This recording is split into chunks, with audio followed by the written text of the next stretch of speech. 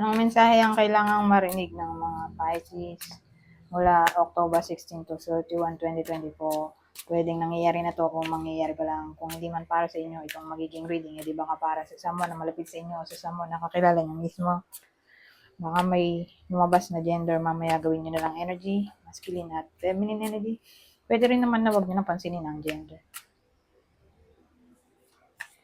Hindi ko alam kung anong magiging reading. Kung positive ba o negative. Depende sa kung anong mapipick up kong energy.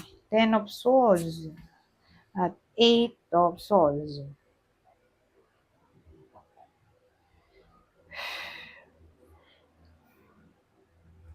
Well, case to case basis. Sabihin natin may something na nag-end. At nandito pa rin kayo. Feeling trapped. So, pag sinabi mong feeling trapped, obvious naman nag-end na. Pero hindi kayo makamove on. Parang ganun yung short term. May nag-end na dito, hindi kayo makamove on, kaya feeling confused pa rin kayo dito, feeling trapped. Powerlessness din kasi ito. Imprisonment.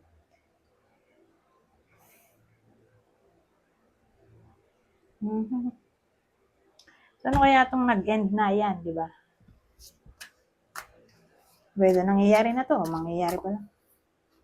Pero again, from 10 naging 8. So, ganito sana maganda, no? Para, nag-end na tong confusion, feeling trapped, powerlessness. Mag-end na yon. Eh, wala eh. Naging na siya, crisis. Yan, dalawang yan. Matinding crisis. So, again, ano yung 10 of Bats? 10 of Imps. O 10 of Wands. Ano yun? Stress. Pwede rin stress.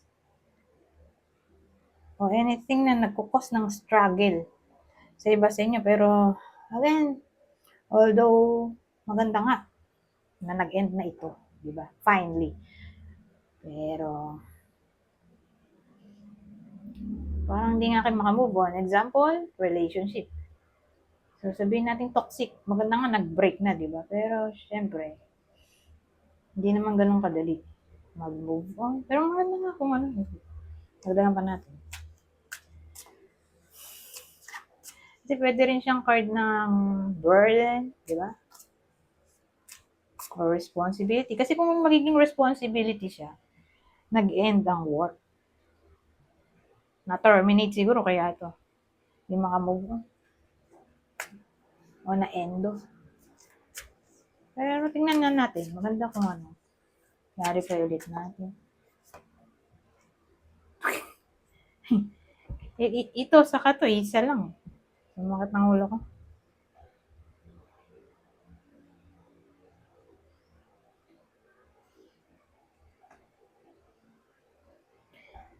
So, sabihin natin, painful change. Ano kaya yun?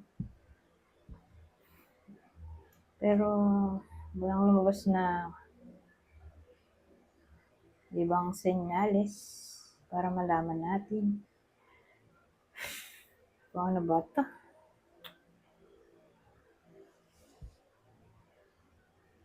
So, iniisip ko kung relationship ba to o career. Na para bang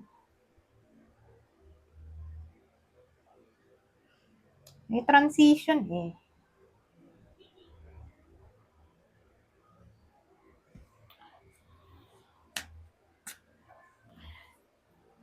Ano kaya yun?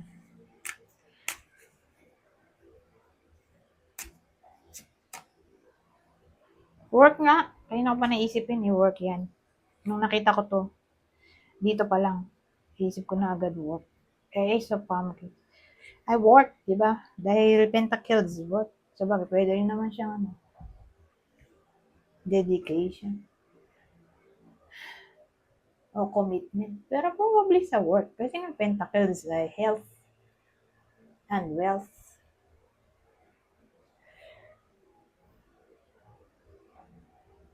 Na-terminate. Iba sa inyo kung na-terminate o anak nyo to o person nyo o mahal nyo sa buhay. Pwede nangyayari na to, mangyayari pa lang. Na parang di siya, yung tao dito hindi makakamove on kasi may nawala sa kanya.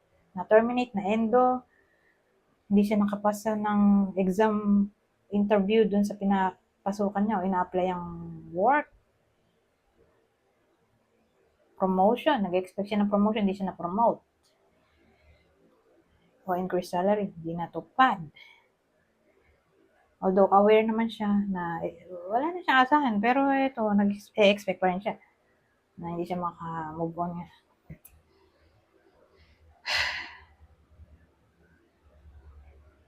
So, dun lang siya talaga sa work. Hindi ko sa work yan. Hindi siya sa relationship.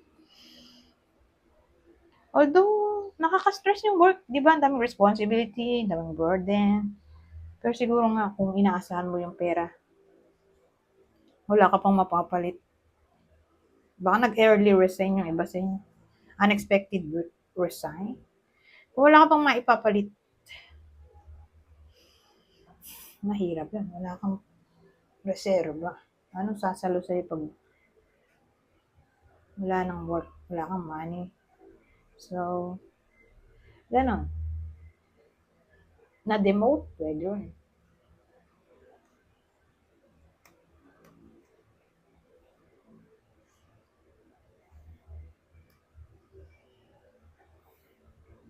So, yun na nga naisip ko.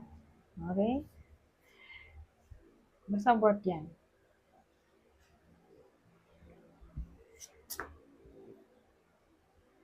Para bang hindi niya matanggap na ganun ang nangyari sa buhay niya. Na-terminate siya.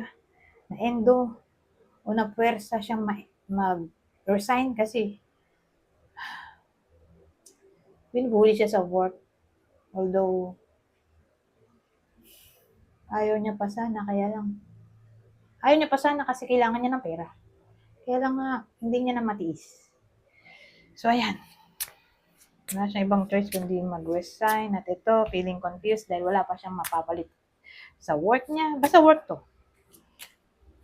Case to case basis. Okay? Pwede nangyayari na to kung mangyayari pa lang. Hindi siya makamove on sa nangyari. Alliance. At house. Oh. Ito wedding na yan. Kasi marriage card to eh. This house. Oh, di wedding celebration na yan. Kasi gathering. Ano ba to? Family, roots. Bahay mismo. Ito kasi marriage card to eh. So, ikinasal diretso sa bahay. O kasal sa bahay. Di ba may ganon? Sa bahay mismo kinakasal.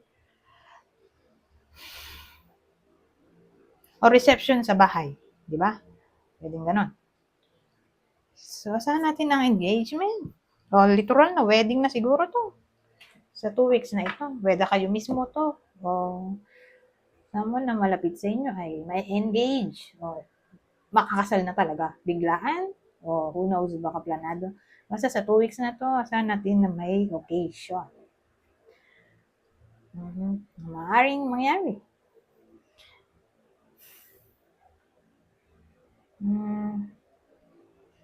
Actually, ibang case, baka magkabahay na yung iba sa inyo.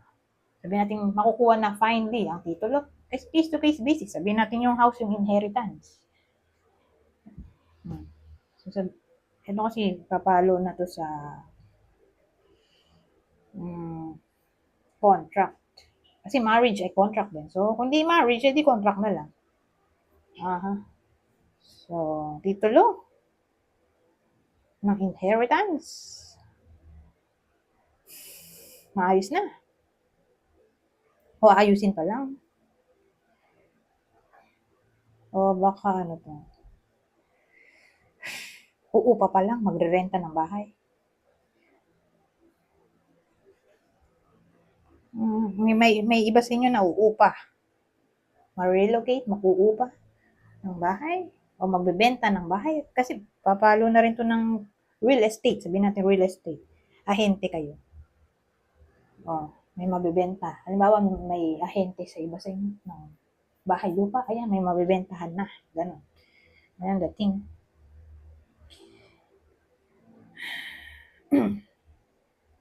Hmm.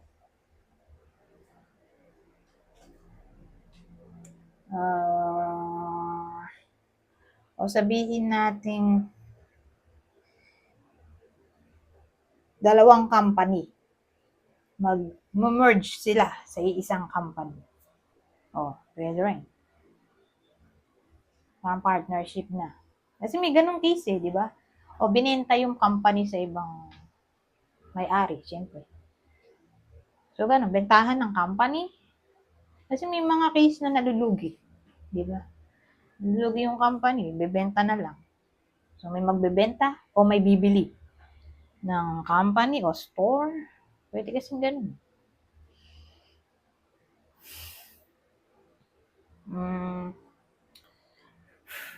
Ako hindi man literal na company, the business.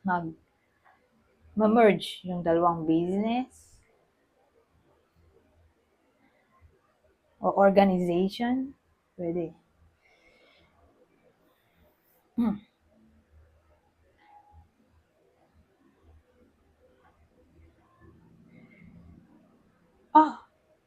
Teka.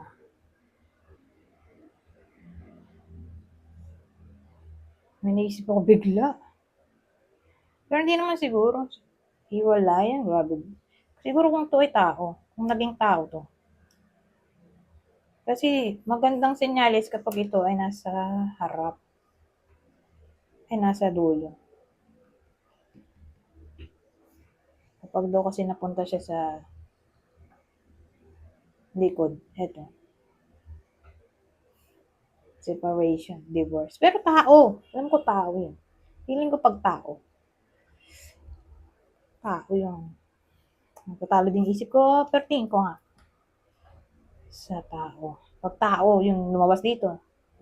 Kasi may tao dito babae, lalaki, matanda, bagets.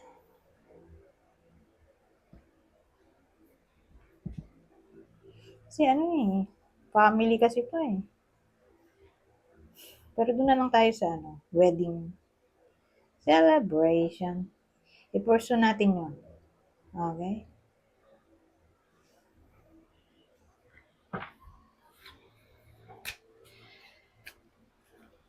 Ito na ang huling deck. Ay, pwede rin kasi itong bed spacer. Pwede kayo yung nagpapaupa, may bed spacer. O kayo yung magiging bed spacer, pwede rin. Excuse me.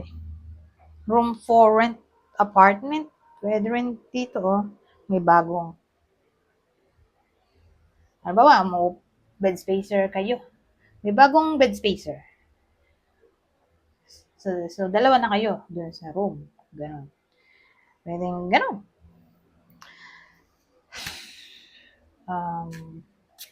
Collaboration sa business. Pwede rin. Partnership. Bago ako magpunta dito.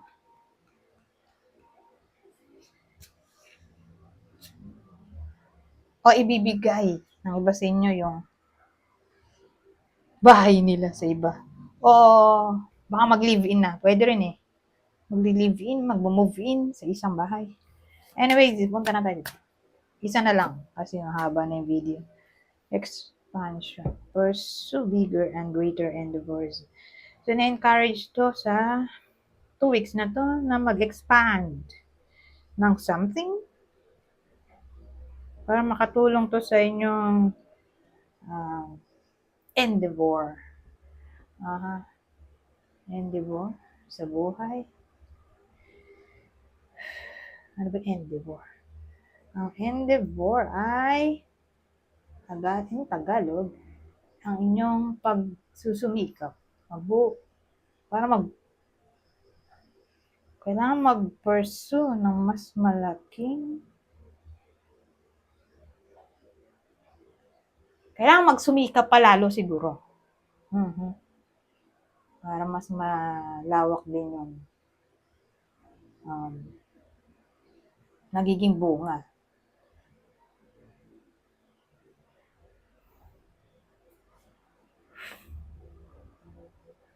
So, yun lang naisip ko. O, be open sa change.